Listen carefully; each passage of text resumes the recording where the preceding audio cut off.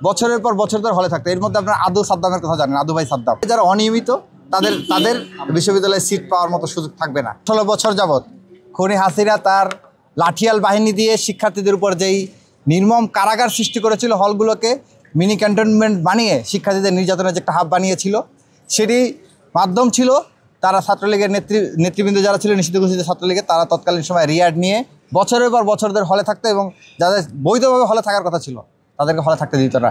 এবং তাদেরকে থাকলেও গণরুমে রাখতে হতো, এক রুমে 30 জন 40 জন করে মানবেতর জীবনযাপন করতে হতো। এইভাবে তাদের নির্যাতন করে আধুনিক দাসপ্রথা সৃষ্টি করেছিল ছাত্রলীগ। সেই পদ্ধতিটা ছিল তারা রিয়াড নিত, বছরের পর বছর ধরে হলে থাকতো। এর মধ্যে আপনার আদু সাদ্দামের কথা জানেন, আদু ভাই সাদ্দাম।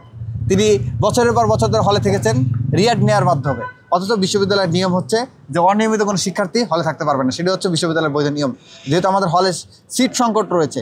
তো এই পর্যায়ে আমরা দেখতে পাচ্ছি 24-এর ছাত্র জনতার গণ অভ্যুত্থানের পরে যে চেঞ্জ আসার কথা ছিল, যে প্রতিটা শিক্ষার্থী তার মেধার ভিত্তিতে এবং নিয়মিত শিক্ষার্থীরা সিট পাবে, এবং এর বাইরে যারা অনিয়মিত তাদের বিশ্ববিদ্যালয়ে সিট পাওয়ার মতো সুযোগ থাকবে না। এক্সট্রিম মশার কয়েল প্ল্যান্ট ফাইবার দিয়ে তৈরি, ডেঙ্গু চিকুনগুনিয়া বাহি সহ যে কোনো মশার বিরুদ্ধে দেয় এক্সট্রিম সুরক্ষা। কিন্তু আমরা দেখতে পাচ্ছি বিশ্ববিদ্যালয়ে শিক্ষার্থীদের সেই ম্যান্ডেটকে লঙ্ঘন করে শিক্ষার্থীদের রায়কে বিদ্যাঙ্গুলি দেখিয়ে তারা কতিপয় ব্যক্তিদেরকে একটি নির্দিষ্ট গোষ্ঠীর বলতে পারেন তাদেরকে সুবিধা পাইয়ে দেওয়ার উদ্দেশ্যে তারা হচ্ছে আপনার তাদেরকে বিভিন্ন জায়গায় হলে সিট দিচ্ছে এবং তাদের পড়াশোনার সুযোগ করে দিয়েছে।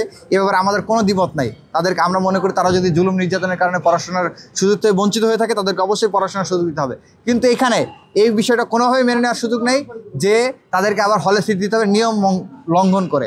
প্রথমত হচ্ছে এই একটা ইয়ারের গ্যাপ রয়েছে, বয়স ভিত্তিকের গ্যাপ রয়েছে, যেখানে সাধারণ শিক্ষার্থীরা আপনার নিয়মিত শিক্ষার্থীরা স্বাচ্ছন্দ্য বোধ করবে না। আর দ্বিতীয়ত হচ্ছে এর মাধ্যমে আমরা যে গণরুম গেস্ট রুম ফিরে আসার যে আশঙ্কা করতেছি, সেই গণরুম গেস্ট রুম এর মাধ্যমে ফিরে আসতে পারে। তো আমরা বিশ্ববিদ্যালয় প্রশাসনকে আজকে হুঁশিয়ারি করে জানিয়েছি, স্পষ্ট ভাষায় জানিয়েছি যে কাল বিলম্ব না করে এই ধরনের অন্যায্য সিদ্ধান্ত বাতিল করতে হবে, এবং বাতিল করার পাশাপাশি হচ্ছে যারা এই ধরনের সিদ্ধান্ত নিয়ে আসার জড়িত রয়েছে তাদেরকে আইডেন্টিফাই করে এবং যাদেরকে ইতিমধ্যে সিট দেওয়া হয়েছে তাদেরকে সিট বাতিল করতে হবে। এই আহ্বান জানিয়েছি।